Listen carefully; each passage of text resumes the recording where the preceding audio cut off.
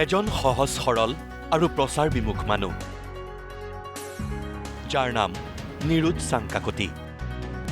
উজনি অসমত যিজন মানুহক সকলোৱে কয় গ্ৰন্থ মানৱ বুলি। কাৰণ যোৰহাট নগৰৰ মাজমজিয়াত থকা চাংকাকতি বুকছ এণ্ড পাব্লিকেশ্যনছ সকলোৰে বাবে হৈ পৰিছে জ্ঞানৰ এজোপা বটবৃক্ষ।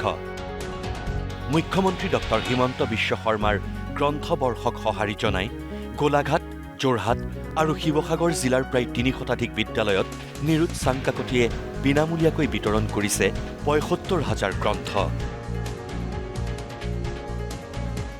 কিতাপৰ মাজতেই বিলীন হৈ থকা নিৰুৎ চাংকাকতিয়ে ক'লে, এয়া মোৰ পেচা নহয়, নিচা। লক্ষ্মীনাথ বেজবৰুৱাৰ ১৫০ বছৰীয়া জন্ম জয়ন্তীৰ লগত আমি সংগতি ৰাখি এই কিতাপখনত চাওক, এই কিতাপখনত এটা কথা লিখিছে যে বেজবৰুৱাৰ বাখৰত আছে আপোনাৰ চৰিত্ৰ গঠন আৰু কামত কৃতিত্ব লভিৰ সংকেত। তাৰমানে আমি জীৱনত কেনেধৰণে সফলতা লাভ কৰিব পাৰোঁ। আমি ইতিমধ্যে প্ৰায় ১,২০,০০০ কপি ছপালোঁ, তাৰে 75,000 কপি আপোনাৰ বিতৰণ কৰা হৈছে আৰু প্ৰায় একদম ৩০০ বিদ্যালয়। ইয়াৰ লগতে আপোনাৰ দেৰগাঁও আছে, যোৰহাট আছে, আপোনাৰ তিয়ক আছে, তিতাবৰ আছে, মৰিয়নি আছে। আৰু মোৰ এই গোটেই কথাটো হৈ গ'ল যে মোৰ এইটো এটা হৈ গ'ল পেচা নহয়, এই এটা মোৰ হৈ গ'ল নিচা। জ্ঞানৰ পোহৰ বিলাই সমগ্ৰ উজনি অসমতেই যুৱ প্ৰজন্ম আৰু শিক্ষাৰ্থীক গ্ৰন্থৰ প্ৰতি আকৰ্ষিত কৰিবলৈ এই মানুহজনে অকলেই কৰি গৈছে গ্ৰন্থ আন্দোলন। নিৰুৎ চাংকাকতি বুকছ এণ্ড পাব্লিকেশ্যনৰ এটা মহৎ লক্ষ্য হৈছে যোৰহাট জিলাত ৫০টাকৈ সমূহীয়া গ্ৰন্থাগাৰ প্ৰতিষ্ঠা কৰাৰ, য'ত চাংকাকতি বুকছ এণ্ড পাব্লিকেশ্যনে প্ৰতিটো গ্ৰন্থাগাৰত যোগান ধৰিব ৪০,০০০ টকাৰ বিভিন্ন গ্ৰন্থ। আমাৰ মানে ২০২৬-২৭ বৰ্ষৰ আমাৰ হাতৰ আঁচনি আছে যে আমি যোৰহাট জিলাত প্ৰায় ৫০টা কমিউনিটি মানে আপোনাৰ এই পুথিভঁৰাল হ'ব আৰু প্ৰতিটো পুথিভঁৰালত আপোনাৰ প্ৰায় ৪০,০০০ টকাকৈ আমি কিতাপ দিম। আৰু এই কমিটি পুথিভঁৰালত ছাত্ৰ ছাত্ৰীসকল, শিক্ষক সমাজ, ছাত্ৰ ছাত্ৰীসকলৰ অভিভাৱক আৰু লগতে হৈ গ'ল গাঁওখনৰ যাতে মানে যিখিনি কিতাপ মানে প্ৰয়োজন হয় আজি সমাজত।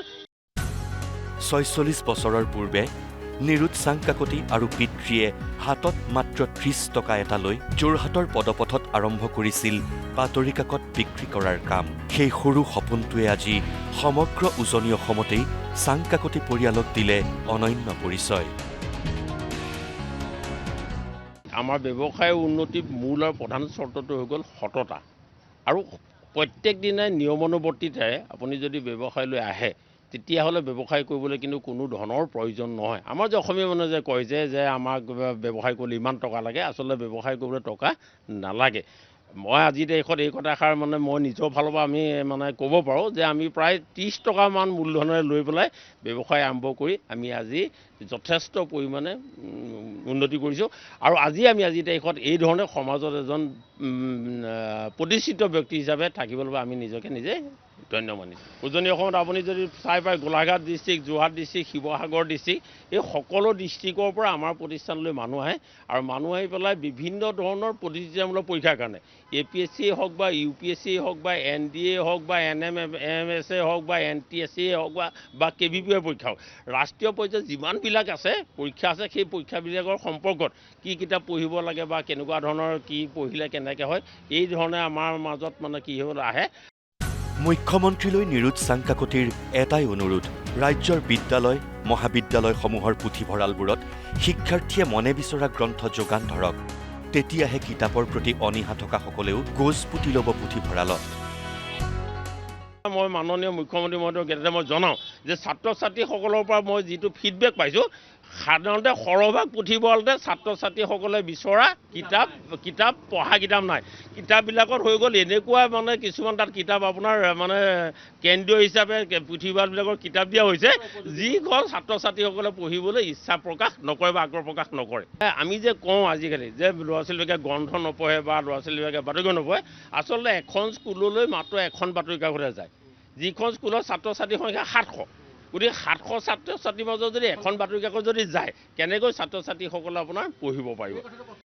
নিৰুৎ চাংকাকতিৰ এই নীৰৱ আন্দোলনে সুদূৰ প্ৰসাৰী প্ৰভাৱ বিস্তাৰ কৰক। জ্ঞানৰ বটবৃক্ষ হৈ থাকক যোৰহাটৰ Changkakoti books and publication. Camera person গণেশৰ সৈতে যোৰহাটৰ পৰা প্ৰদীপ বৰা, নিউজ লাইভ।